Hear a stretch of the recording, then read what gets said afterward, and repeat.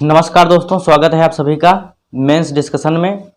हम लोग मेंस के लिए तैयारी शुरू कर चुके हैं, जिसमें कला संस्कृति का पोर्शन पर हमने फर्स्ट चैप्टर पर हमने बात की थी। हमने सिलेबस का डिस्कशन किया था GS1 के। केवल प्री की तैयारी से ही काम नहीं चलेगा, हम लोगों को मेंस के लिए भी अभी से तैयारी करना जरूरी है। तो उसी के श्रृंखला में प्राचीन भारत में जो सांस्कृतिक परिवर्तन होते हैं, जो आर्थिक परिवर्तन होते हैं, जो सामाजिक, दरअसल इतिहास को हम क्यों पढ़ते हैं?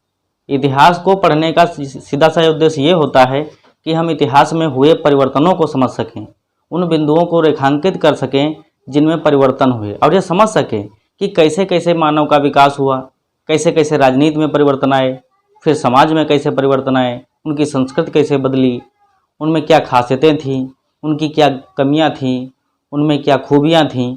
इन सब चीज़ों को जो हम समझ पाते हैं तो एक बेहतर नागरिक बन पाते हैं, और इसी ज्ञान का प्रयोग करके हम वर्तमान समाज में अपनी महत्वपूर्ण भूमिका भी निभा पाते हैं। हम मेंस के प्रश्नों को तभी डील कर पाते हैं जब हमें कला संस्कृति या जो भी पोर्शन है उसके विषय में विशेषताएं पता हों, उनके परिवर्तन पता हों, तो हम उनको दर्शा सकते हैं कि इसमें क्या क्या कहा जा सकता है। हमने पुरा पाषाण काल और मध्य पाषाण काल की जो विशेषताएं थी उनको अध्ययन किया, तो उसके आगे से देखते हैं नवपाषाण काल में संस्कृति की क्या विशेषताएं थी, कैसे लोगों का विकास हुआ, उसमें क्या क्या खास बात मिली।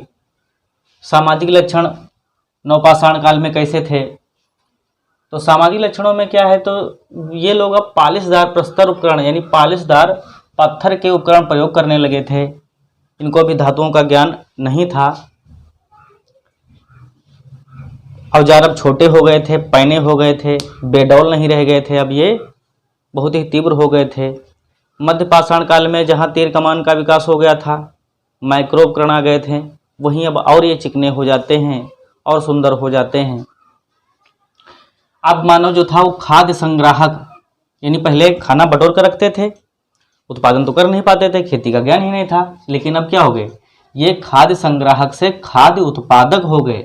नवपाषाण काल में खाद्य उत्पादन शुरू कर दिया, यानी खेती शुरू कर दी, झोपड़ी बनाना शुरू कर दिया।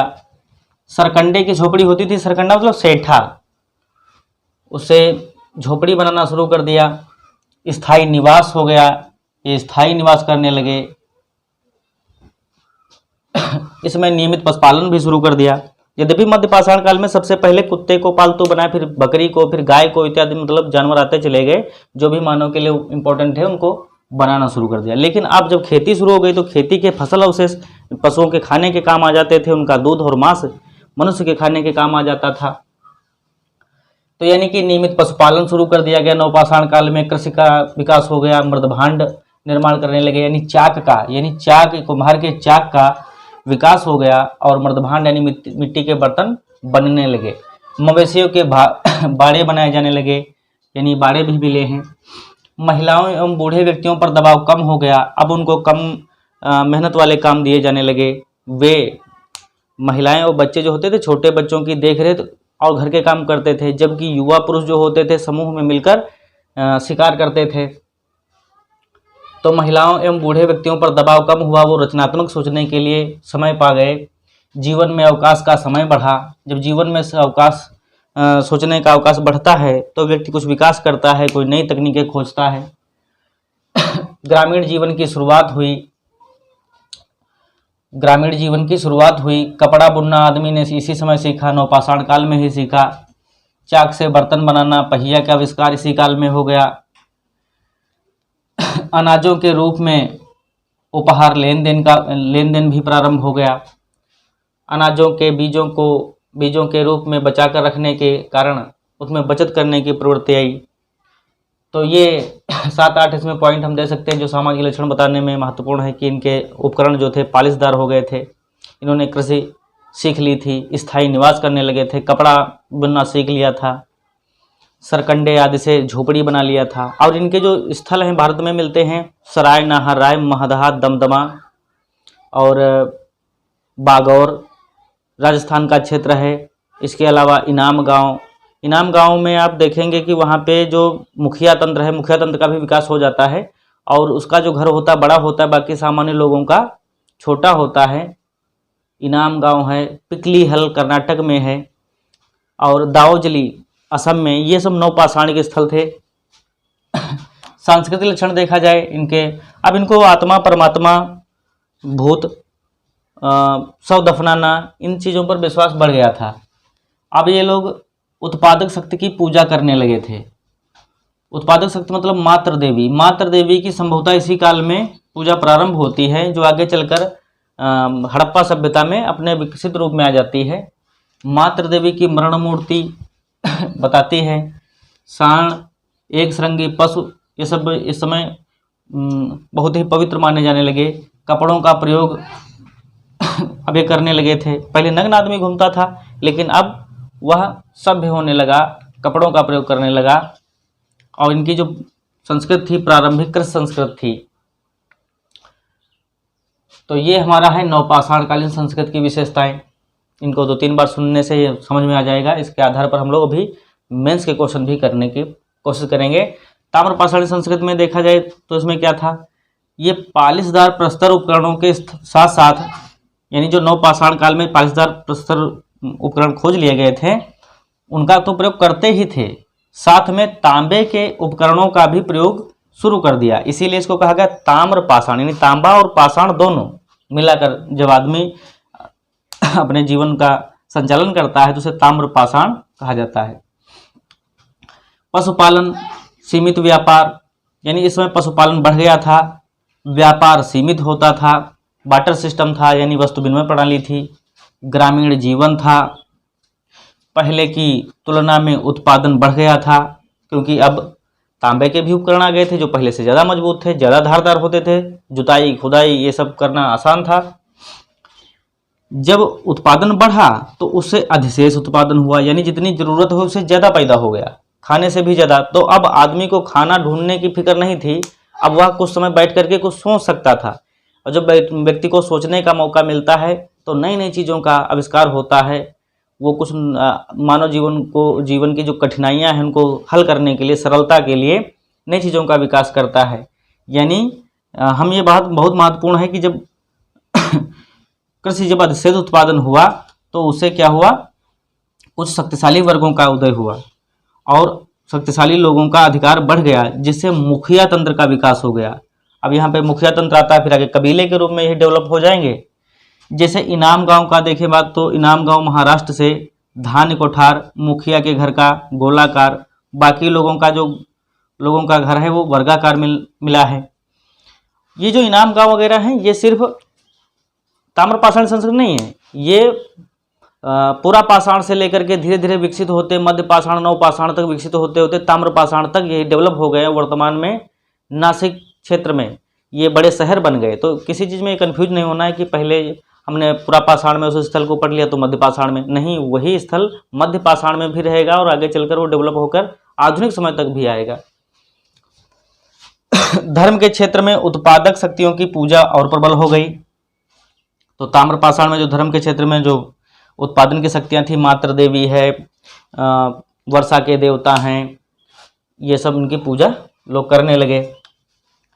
तो ये ताम्रपाषाणी संस्कृतियाँ हैं। ताम्रपाषाणी संस्कृतियों में हम लोग प्री में पढ़ते हैं, जैसे सावल संस्कृति है, मालवा संस्कृति है, प्रभा संस्कृति है, जोरवे संस्कृति है, रंगपुर संस्कृति है।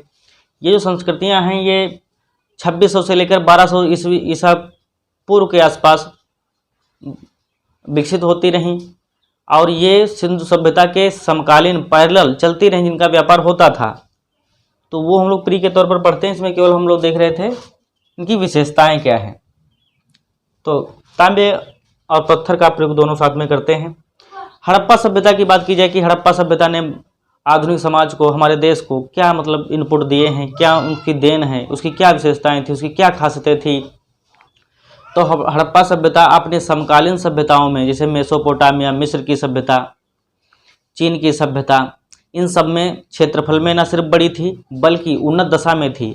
जहाँ मिस्र मेसोपोटामिया में राजतंत्र कायम था, वहीं यहाँ पे व्यापारिक जीवन शैली थी। यहाँ पे राजाओं के प्रमाण नहीं मिले हैं। ये लोग न सिर्फ आंतरिक व्यापार करते थे बल्कि बाह्य व्यापार भी करते थे।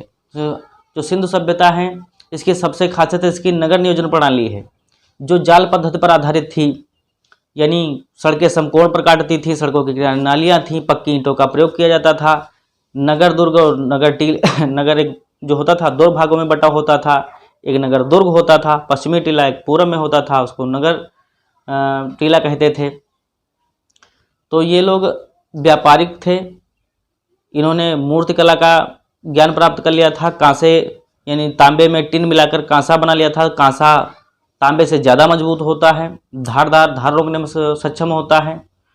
इन्होंने कई प्रकार के आभूषण बनाने सीख लिए थे, इनके उद्योग विकसित हो रहे थे। सबसे पहले इन्होंने कपास का प्रयोग किया था, यानी कपास से कपड़े बनाने। चिकित्सा के क्षेत्र में इन्होंने कालीबंगा से बच्चे का सिर मिलता है जिसमें 6 छेद हैं, जिससे जल कपाली क्रिया का ज्ञान होता है, यानी कि मस्तिष्क शोथ की बीमारी का भी लोग इलाज कर लेते हैं। एक और मिलता है शव जिसके दाएं घुटने को धार कुल्हाड़ी से काटा गया है, अर्थात ये ऑपरेशन क्रिया भी सीख लिए थे, ऐसा अनुमान लगाया जाता है।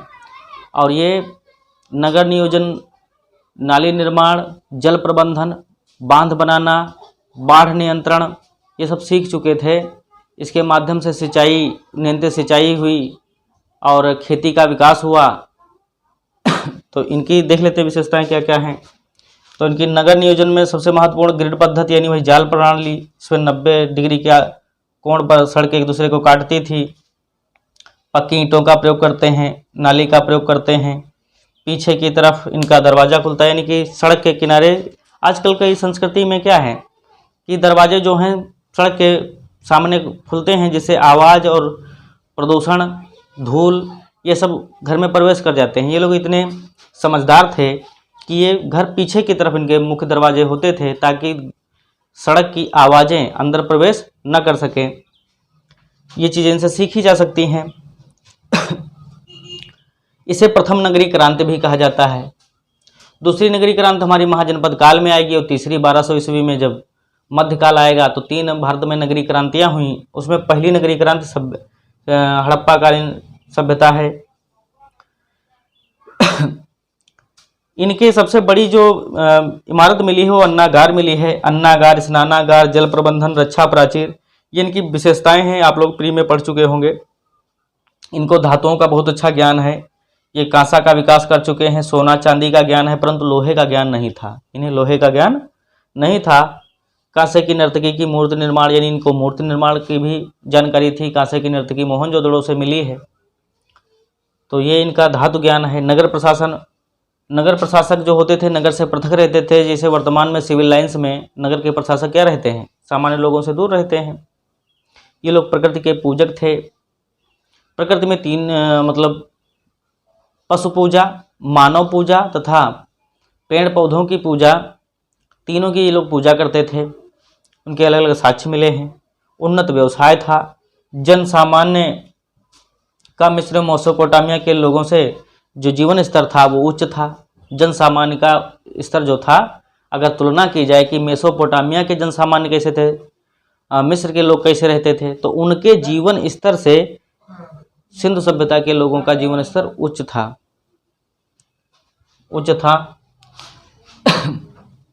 तो ये हो गया इसमें हड़प्पा सभ्यता की देन या विशेषताएं क्या थी। जो एक बार क्वेश्चन पूछा गया है इसमें कि सिंधु सभ्यता ने वर्तमान सभ्यताओं को क्या इनपुट प्रदान किए हैं, क्या चीज़ें दी हैं। इसे कांस्य युगीन सभ्यता भी कहा जाता है। इसे आद्य ऐतिहासिक सभ्यता भी कहा जाता है। आद्य ऐतिहासिक सभ्यता वे होती हैं जो जिनके बारे में लिखित साक्ष्य तो मिले लेकिन पढ़े न जा सके। और प्राग ऐतिहासिक वे होते हैं जिनके बारे में केवल हमको उपकरण वगैरह मिलते हैं, कोई लिखित साक्ष्य नहीं मिलता है, कोई तिथियां भी नहीं मिलती, तो उसके होते हैं प्राग ऐतिहासिक। ये आद्य ऐतिहासिक है। अब ये है ऐतिहासिक काल, और हम इसमें इतिहास में देखेंगे कि परिवर्तन कैसे हुए। दरअसल इतिहास पढ़ने में हम 3-4 चीज़ें देखते हैं कि राजनैतिक परिवर्तन कैसे हुए। ये बहुत तेजी से होते हैं। राजनैतिक परिवर्तन, फिर हम देखते हैं आर्थिक परिवर्तन दूसरे नंबर पर आता है। फिर होता है सामाजिक परिवर्तन, और सबसे धीमे होता है सांस्कृतिक परिवर्तन। तो राजनीतिक परिवर्तन तो यहाँ पर राजा को है ही नहीं। राजनीतिक परिवर्तन क्या देखा जाए, आर्थिक परिवर्तन देखा जाए कैसे हुआ, आर्थिक परिवर्तन कैसे हुआ, सामाजिक परिवर्तन, फिर हम देखेंगे सांस्कृतिक परिवर्तन।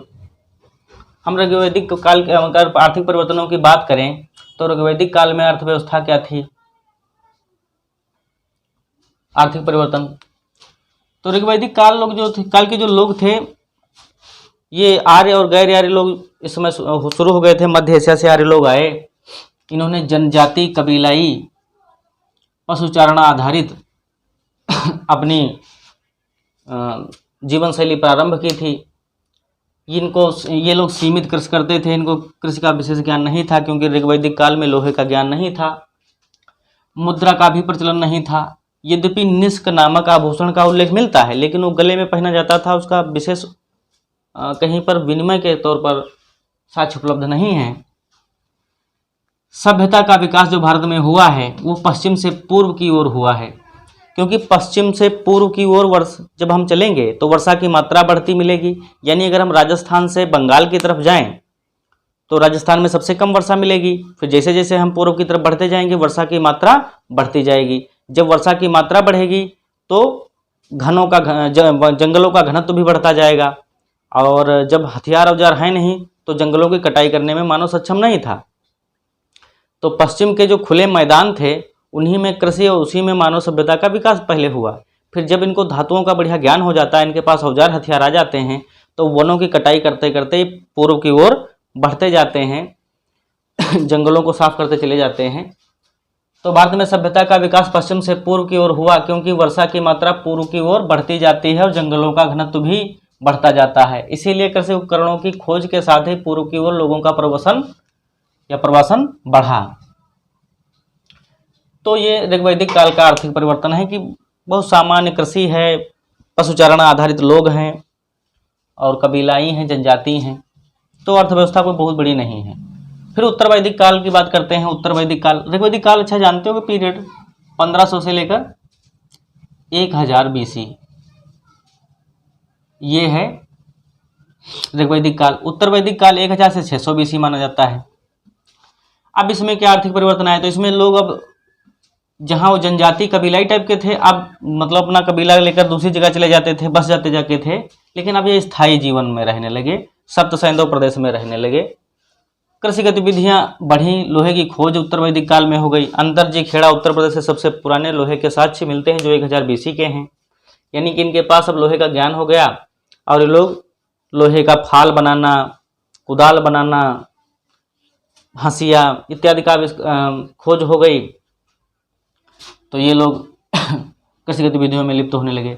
फिर खर्चीले यज्ञ भी इसी समय कर्मकांड प्रचलित हो गया, जिसमें पशु बलि की जाती थी, यानी जो अच्छे बैल होते थे उनको देवताओं को चढ़ा दिया जाता था, बलि दे दी जाती थी। इससे जो कृषि श्रम है जो बैल कर लेते थे वो घटा। इसीलिए बौद्ध धर्म के जब संस्थापक जो महात्मा बुद्ध हैं वो इसका विरोध करेंगे कि पशु बलि ना की जाए, ये गलत बात है। तब कृषि को फिर से इसी काल में सहायता मिलती है। गाय विनिमय का इसमें प्रमुख साधन था। गाय को एज ए मुद्रा के रूप में प्रयोग करते थे। वस्तु विनिमय प्रणाली थी, बार्टर सिस्टम जिसको कहा जाता है, यानी वस्तुओं के बदले वस्तुएं लेते देते थे। सीमित व्यापार था, तो उत्तर वैदिक काल में सीमित व्यापार, वस्तु विनिमय प्रणाली गाय विनिमय का मुख्य साधन थी। लोहे का ज्ञान हो गया था, लेकिन अभी इतना विकसित नहीं हो पाए थे, इतने बढ़िया औजार हथियार बना नहीं पाए थे जो आगे महाजनपद काल में विकसित होंगे। फिर आ जाता है इसके बाद बुद्ध या महाजनपद काल। तो बुद्ध या महाजनपद काल 600 से 300 BC के बीच में लगभग रहता है। इसमें 16 महाजनपद बने, जिसमें मगध सबसे प्रमुख होता है। तो बुद्ध या महाजनपद काल में देखा जाए आर्थिक परिवर्तन क्या हुए, तो लोहे के उपकरणों की प्रचुरता बढ़ गई। लोहे के उपकरणों की प्रचुरता बढ़ी, अधिशेष उत्पादन बढ़ा, लोगों को सोचने का मौका मिला और उन्होंने नगर निर्माण, शास्त्र शिल्प, बहुत प्रकार के औजार हथियार, रथ, महल, भवन, और इसी काल में आप देखेंगे कि अशोक के स्तंभ इतने बढ़िया बन जाते हैं कि वो चमकदार हो जाते हैं, बिना किसी सहारे के टिके रहते हैं। तो ये जब अधिशेष उत्पादन बढ़ता है तभी लोगों को सोचने का मौका मिलता है। तो इस काल में अधिशेष उत्पादन बढ़ा। सेकंड नगरीकरण यानी द्वितीय नगरीकरण हुआ। प्रथम नगरीकरण जो था वो सिंधु सभ्यता में हुआ। बुद्ध महाजनपद काल में ही पंच मार्ग क्या है, पंच माने होता है आहत, कुछ मार देना, और मार्ग मतलब चिन्हित, यानी पहले धातु का टुकड़ा लेते थे और उसी पर पंच मार देते थे। उस पंच में साण, अर्धचंद्र, मछली इत्यादि जो शुभ संकेतों समझते थे उनके निशान होता था, वही निशान धातु के टुकड़े पर मार दिया जाता था। ये अनियमित आकार के होते थे, कुछ गोल, कुछ चौकोर, कुछ पंचकोने, मतलब बहुत अच्छे सिक्के नहीं थे, लेकिन शुरुआत हो गई सिक्कों की। जबकि यहाँ उत्तर वैदिक काल में सिक्के नहीं हैं, बुद्ध महाजनपद काल में सिक्के आए। कौन से आए? पंचमार्ग यानी कि आहत सिक्के आए। दोआब जो है यानी गंगा यमुना के क्षेत्र में अब कृषि का प्रसार हो गया, दोआब में कृषि का प्रसार हो गया। शिल्प यानी हाथों से बने चीज़ों का एवं उद्योगों का विकास हो गया। गिल्ड और शिल्प श्रेणियों का विकास हुआ। गिल्ड और जो शिल्प श्रेणियां होती थी, व्यापारी समूह होते थे, ये पैसा वाले होते थे, महाजन के तौर पर काम करते थे, और ये सामाजिक कल्याण के लिए जो विद्वान होते थे उनको संरक्षण देते थे, उनकी कला संस्कृति, उनकी खोज विज्ञान को बढ़ावा देते थे। ये लोग व्यापारी थे और एज ए बैंकर के रूप में भी काम करते थे। तो इनका भी विकास हो गया, इससे कला को संरक्षण मिला, कला के संरक्षण से नवाचार बढ़े, नवाचार से विज्ञान एवं तकनीकी की प्रगति हुई और नगरों का विकास हुआ। राजतंत्र आ गया, राजनीतिक परिवर्तन में राजतंत्र आ गया। लेकिन हम लोग बात कर रहे हैं आर्थिक परिवर्तन की, तो आर्थिक परिवर्तन में देखा गया। फिर देखा जाए मौर्य काल में क्या हुआ। मौर्य काल में अर्थव्यवस्था में राज्य की प्रत्यक्ष भागीदारी हो गई। पहले राज्य की प्रत्यक्ष भागीदारी नहीं थी, जो अपने आप करना चाहे करे, लेकिन अब राज्य की प्रत्यक्ष भागीदारी, क्योंकि अब कृषि लाभ का सौदा हो गया तो सरकार को टैक्स चाहिए, तो सरकार ने यहाँ पर मौर्य काल में 1/6 यानी 1/6 यानी 6 किलो अगर पैदा किया अनाज तो 1 किलो राजा को दो, कर व्यवस्था लागू कर दी, प्रत्यक्ष उनका हस्तक्षेप हो गया। भूमि अनुदान किसानों को दी जाने लगी, सारी भूमि राजा की मानी जाती थी, वो जिसे चाहे उसे दे। तो उसने क्या किया, किसानों को भूमि अनुदान में दिया, कृषि का विस्तार हुआ। रेशम मार्ग का विकास हुआ। रेशम मार्ग आप जानते होंगे जम्मू कश्मीर के ऊपर से जो क्षेत्र गुजरता है, चीन से होकर पूरे मध्य एशिया से होते हुए यूरोप तक जाता था। आज भी यही मार्ग है जिसको belt and road initiative BRI project चीन चला रहा है, जिसको बोर परियोजना के नाम से जाना जाता है। यही रेशम मार्ग उस समय विकास हो गया। इससे चीन रोम यानी इटली या पूरे यूरोप को ले लो, मध्य एशिया आदि से व्यापार बढ़ गया। रेशम मार्ग इसको इसलिए कहते हैं क्योंकि चीन में सबसे ज़्यादा रेशम आज भी पैदा होता, उस समय भी होता था, तो वो रेशमी कपड़ों का पूरे विश्व में व्यापार करता था, तभी इसको नाम रेशम मार्ग दे दिया गया, सिल्क रूट। और मौर्य काल में द्वितीय नगरीकरण जो था वो अपने चरम पर पहुंचा, और इसी महाजनपद काल में ही रामायण और महाभारत का लेखन कार्य हुआ। लेखन कार्य बाद में भी होगा, लेकिन इसी समय का ये महाभारत है, इसी टाइम पीरियड की। अब बात की जाए मौर्य काल के बाद आता है गुप्त काल। गुप्त काल में भूमि अनुदान जारी रहा, राजा भूमि अनुदान देते रहे। वैसे ब्राह्मणों को ज़्यादा भूमि दान में दी जाती थी, जिसे ब्रह्मदेय कहते थे। ब्राह्मणों के पास भूमि दान देने से वे उस जगह के न सिर्फ मालिक हो जाते थे, बल्कि वहाँ के रहने वाले निवासियों के न्यायिक और सामाजिक कार्य में भी हस्तक्षेप करने लगे थे। तो गुप्त काल में आर्थिक परिवर्तन क्या हुआ कि भूमि अनुदान से कृषि का क्या हुआ, विस्तार हुआ। रोमन व्यापार में सीथियन जो थे, सीथियन ये मध्य एशियाई लोग थे, इन्होंने थोड़ा बाधा पहुंचाई थी। फिर भी पूर्वी रोमन साम्राज्य के साथ व्यापारिक संबंध स्थापित रहे, तो इसे व्यापार फलता फूलता रहा, यानी विदेशी व्यापार बढ़ता रहा। और याद रखने वाली बात यह है कि इस समय जो व्यापार था भारत के पक्ष में था, यानी भारत बेचता अधिक था, खरीदता कम था। भारत के पास विदेशी मुद्राएं जो थी, सोने चांदी उसमें चलता ही था, थोड़ा बहुत चलना शुरू हुआ था, वो ज़्यादा मिलता था। और गुप्त काल में क्या हुआ है, गुप्त काल से पहले जो मौर्य काल आता है, उसके बाद में भारत में यूनानियों का आक्रमण हो जाता है। उसी समय यूनानियों के आक्रमण के साथ ही हिंद, यवन ये सब आ जाते हैं, पहले कुषाण। तो ये लोग यहाँ पे शुद्ध सोने के सिक्के जारी कर देते हैं। तो गुप्त काल तक आते हैं तो वे सिक्के बहुत अच्छे हो जाते हैं। तो सोने चांदी के सिक्के, उत्कृष्ट सिक्के ढाले जाने लगे। साहित्य, कला, विज्ञान की अभूतपूर्व प्रगति हुई।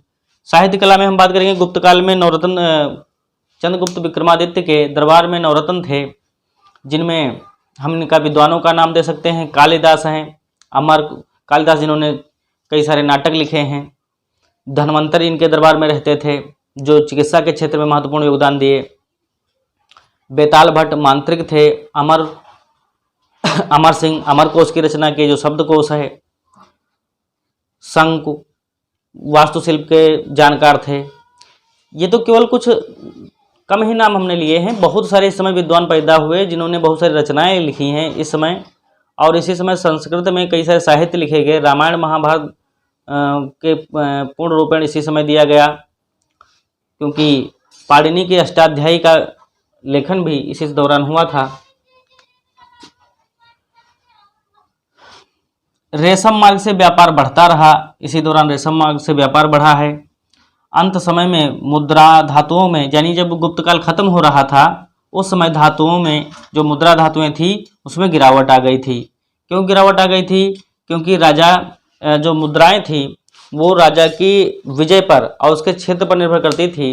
गुप्त काल के पतन के समय हूणों का आक्रमण हो रहा था, तो राजाओं के पास उतनी आर्थिक स्थिति मजबूत न थी, तो वे मिश्र धातु या घटिया क्वालिटी के सिक्के बनवाने में ही समर्थ थे। इसलिए मुद्रा धातुओं में गिरावट आती है। जबकि समुद्रगुप्त के दौरान आप देखेंगे कि समुद्रगुप्त अपने सिक्कों में उत्कृष्ट मतलब अच्छी धातु के सिक्के बनाता है और उसमें बीड़ा बजाते हुए धनुर्धारी के रूप में दिखाया जाता है। वो उत्तम कोटि के होते हैं क्योंकि वह शक्तिशाली था, लेकिन उसके परवर्ती शासक जो होते हैं कमज़ोर होने लगते हैं, तो उनमें गिरावट आ जाती है। फिर पूर्व मध्यकाल की बात करते हैं, जो 750 से 1200 ईस्वी के मध्य माना जाता है।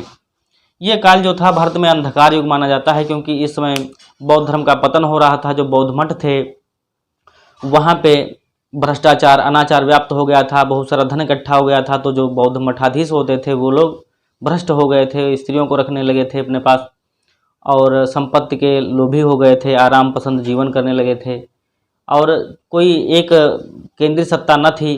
छोटे छोटे राजाओं का शासन था, लोग आपस में लड़ते रहते थे। कृषि का विकास इस समय थोड़ा स्टेगनेंट हो गया, रुक गया था। तो इसमें कृषि अर्थव्यवस्था भी अच्छी न थी। तो व्यापार और मुद्रा धातुओं का पतन काल है ये, यानी व्यापार भी घट जाता है, मुद्रा धातुएं भी घट जाती हैं। गुणवत्ता की मुद्राएं कम व घटिया गुणवत्ता की मुद्राएं चलती हैं, यानी मुद्राओं की संख्या कम हो जाती है और उनकी क्वालिटी भी बेकार हो जाती है पूर्व मध्यकाल में। 10वीं और 12वीं सदी में कृषि का फिर से उत्थान शुरू होता है, जब राजपूत राजा फिर से छोटे छोटे क्षेत्रीय राजवंशों की स्थापना करते हैं, जिसमें 4 राजपूत वंश, राष्ट्रकूट, पाल, प्रतिहार, ये सब जो आते हैं तो ये थोड़ा बहुत विकास करते हैं। इस 10वीं 12वीं सदी के दौरान ही तीसरा नगरीकरण प्रारंभ हो जाता है। यानी पहला नगरीकरण सिंधु सभ्यता में शुरू हुआ, दूसरा नगरीकरण महाजनपद काल में शुरू होता है और तीसरा नगरीकरण जो है पूर्व मध्यकाल के अंत में शुरू हो जाता है। तो ये हमने देखे आर्थिक परिवर्तन। अब हम देखेंगे सामाजिक परिवर्तन। सामाजिक परिवर्तन में ऋग्वैदिक काल है। बात करें कि ऋग्वैदिक काल में क्या सामाजिक परिवर्तन थे, कैसे कैसे सामाजिक परिवर्तन हुए। तो ऋग्वैदिक काल में कर्म के आधार पर वर्ण व्यवस्था थी और यही उत्तर वैदिक काल में कर्म के आधार पर वर्ण व्यवस्था थी। तो एक ही परिवार के लोग, कोई ब्राह्मण था, कोई क्षत्रिय था, तो कोई चिकित्सक था, कोई शूद्र वर्ण से था, कोई व्यापारी था। जैसे एक ऋग्वेद में ही मिलता है, एक विद्यार्थी वो लिखता है कि मैं विद्यार्थी हूँ, मेरी माता आटा पीसने वाली हैं, जबकि मेरे पिता चिकित्सक हैं। तो यानी एक ही परिवार में कई वर्णों के लोग रह सकते थे, अपनी योग्यता के अनुसार, अपने कार्य के अनुसार वे अलग अलग वर्ण के हो सकते थे। लेकिन यही बात जब उत्तर वैदिक काल आता है तो उसमें ऋग्वेद के 10वें मंडल में किसी धूर्त ने उसमें ये जोड़ दिया कि जो वर्ण व्यवस्था है वो जन्म अनुसार होती है, यानी ब्रह्मा जी के मुख से ब्राह्मण की उत्पत्ति हुई, भुजाओं से क्षत्रिय, पेट और जंघाओं से वैश्य की और पैरों से शूद्र की उत्पत्ति हुई और शूद्र उक्त ऊपर तीनों वर्णों में नहीं जा सकता। यानी सबसे पहले आरक्षण ब्राह्मणों को लिख दिया गया उत्तर वैदिक काल में। तो इसमें क्या कर दिया कि जन्म आधारित वर्ण व्यवस्था स्थापित कर दी गई। चतुर्वर्ण व्यवस्था के अलावा पंचम वर्ण भी पैदा हो गया। भाई जो इन तीनों के मिश्रण से पैदा हो जाए उसको कहाँ रखोगे? जैसे ब्राह्मण, क्षत्रिय, वैश्य, शूद्र। अब मान लो शूद्र और वैश्य के बीच में, यानी शूद्र लड़का हो, वैश्य लड़की हो या ब्राह्मण लड़की हो, उनसे उत्पन्न, उसको किस में रखा जाए? तो उसको पंचम वर्ण में रख दिया गया। उनको अंत्यज कहा गया, उनको चंडाल कहा गया। बड़ा खराब व्यवस्था यहाँ पर स्थापित हो जाती है। वर्ण संकर जातियों का उद्भव हुआ, यानी दो वर्णों से मिलकर बनी जातियां। जाति व्यवस्था कठोर हो गई, महिलाओं की स्थिति बहुत ही दयनीय हो गई, सारे अधिकार पुरुषों के पक्ष में हो गए। तो ये सामाजिक परिवर्तन था। यानी हम समझेंगे कि ऋग्वैदिक काल में जहाँ वर्ण व्यवस्था थी वो कर्म आधारित थी, वही उत्तर वैदिक काल में सामाजिक व्यवस्था में जन्म आधारित हो जाती है, वर्ण संकर जातियों का उद्भव हो जाता है और महिलाओं की स्थिति दयनीय हो जाती है। मौर्य और मौर्योत्तर काल में अगर देखा जाए कि सामाजिक व्यवस्था में क्या परिवर्तन आए, तो इसमें मनुस्मृति का काल है। इसमें मनु आता है। मनु विदेशियों और नीचे क्वालिटी के जो पंचम वर्ण के लोग हैं और जो शूद्र वर्ण के लोग हैं, इनको वर्ण व्यवस्था में उच्च स्थान प्राप्त करने तथा विदेशियों को वर्ण व्यवस्था में शामिल होने से रोकने के लिए अपनी मनुस्मृति में कठोर प्रावधान करता है। मनुस्मृति वही ग्रंथ है जिसे भारत का प्रारंभिक संविधान कहा जाता है। मनु भारत का प्रथम विधिवेत्ता था, प्रथम संविधान निर्माता था, लेकिन वह केवल उच्च वर्णों के लिए ही काम करता था। उसने अपनी व्यवस्था में ऐसी व्यवस्थाएं कर दी जिससे कुछ तबके हमेशा के लिए दबते चले गए, जो आज़ादी के समय मुक्ति पाएंगे। और आज भी भारत उन घावों को भर नहीं पाया है। आज भी आरक्षण को लेकर बहुत सारे विवाद होते रहते हैं। तो यही वो काल है जब मौर्य और मौर्योत्तर काल है जब भारत की सामाजिक व्यवस्था में पिछड़ों को दबा दिया गया था। और वो मनु ही पहला ऐसा व्यक्ति है जिसने ब्राह्मणों को आरक्षण लिख दिया था। वर्ण व्यवस्था में विदेशी एवं जनजाति तत्वों को शामिल होने से रोकने के लिए मनु ने कठोर वर्ण व्यवस्था क्या कर दी है? लागू कर दी है। शूद्रों को भी अन्य उच्च वर्णों में जाने से रोकने का भी प्रयास किया है। मनुस्मृति में लिखा हुआ है कि यदि कोई शूद्र वेद या मनुस्मृति या किसी ग्रंथ का पाठ करता मिल जाए तो उसकी जबान काट दी जाए। अगर वह इनके वाक्यों को सुन ले तो उसके कान में पिघला हुआ शीशा डाल देना चाहिए। तो आप कल्पना कर सकते हैं कि शिक्षा का क्या माहौल रहा होगा। स्त्रियों को पुरुषों के पूर्णता अधीन बना दिया गया।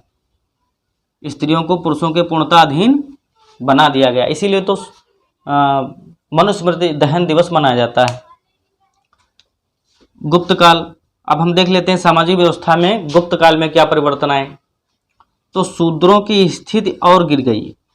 शूद्रों की स्थिति और गिर गई क्योंकि गुप्त काल में क्या होता है कि ब्राह्मण और वैश्य लोग मिलकर के समझौते के आधार पर राज्य का निर्माण करते हैं। इसीलिए उनको गुप्त, वो समझौता गुप्त था, इसीलिए वे गुप्त कहलाए। क्या कहलाए? गुप्त कहलाए। और ये शूद्रों के विरोध में था क्योंकि मौर्य साम्राज्य शूद्रों का था, लेकिन अब ये बनियों का शासन आता है, ब्राह्मणों का शासन आता है। शुंग वंश भी ब्राह्मणों का होता है। तो ये शूद्रों की ओर स्थिति गिरा देते हैं। अछूतों की संख्या बढ़ जाती है। अछूतों की संख्या बढ़ जाती है क्योंकि अब बहुत सारी वर्णसंकर जातियों में उनके घाल मेल से पैदा हुई जातियां, तो इसमें अछूतों की संख्या बढ़ जाती है। उनको जब निकलते हैं लोग तो इनको आवाज करके चलना पड़ता है, अपने पीछे झाड़ू बांध के चलना पड़ता है ताकि इनके जो पाँव हैं वो पाँव सड़क पर ना बन जाए। उन पाँवों पर अगर पाँव ब्राह्मण का पड़ गया तो वो अछूत हो जाएगा। अगर इनकी परछाई पड़ गई तो वो अछूत हो जाएगा। अगर उसकी दुर्गंध उसके लग गई तो अछूत हो जाएगा। इसलिए ये गांव के दक्षिण में इनको बसाया जाता था क्योंकि दक्षिण से उत्तर की ओर हवाएं बहुत कम चलती हैं, तो इनको दक्षिण में बसाया जाता था। घर गांव में रहने नहीं दिया जाता था। इनके खाने की व्यवस्था ऐसे होती थी कि जो गेहूँ गहाई के समय बैलों से उसमें गेहूँ निकाला जाता था, तो जो बैल खा लेता था गेहूँ और गोबर करता था, उससे निकले हुए गेहूँ को धो करके ये अपने खाने का प्रबंध करते थे। मरे हुए पशुओं को चीर कर उसकी खाल निकाल कर उसका खाना खाते थे। इनको पानी भी सार्वजनिक नहीं पीने दिया जाता था इस समय। और ये लोग, जब पानी नहीं मिलता था, कपड़े नहीं मिलते थे, तो ये लोग गंदे होते थे। इनके स्वास्थ्य समस्याएं बहुत खड़ी होती थी। पढ़ने का तो बिल्कुल अधिकार नहीं था, शासन खेती करने का भी नहीं, व्यापार करने का भी नहीं। तो शूद्रों की और अछूतों की संख्या न सिर्फ बढ़ी बल्कि इनकी स्थिति और भी दयनीय होती चली गई। देवदासी प्रथा बढ़ी। देवदासी क्या होता था? जिनके लड़कियां अधिक हो जाती थी वो मंदिरों में दान कर दिया करते थे। फिर इनको ब्राह्मण लोग पाल पोस के उनको नाचना गाना सिखाते थे। फिर उनको अपनी पत्नी के रूप में भी रखते थे। इनसे उत्पन्न पुत्रों को चंडाल कहते थे। उनसे शमशान घाटों में लाशें जलवाने का काम करते थे। ये देवदासी प्रथा बहुत बेकार प्रथा थी। कात्यायन एक ऋषि हुए हैं, उन्होंने सर्वप्रथम अस्पृश्यता का उल्लेख किया है। तो ये हमने समझने का प्रयास किया कि आर्थिक और सामाजिक परिवर्तन किस प्रकार से नवपाषाण काल, ताम्रपाषाण काल, सिंधु सभ्यता, ऋग वैदिक काल, उत्तर वैदिक काल, मौर्य काल, बुद्ध काल, बुद्ध महाजनपद काल इत्यादि में कैसे कैसे हुए। तो इसको तैयार करते रहिए। धन्यवाद।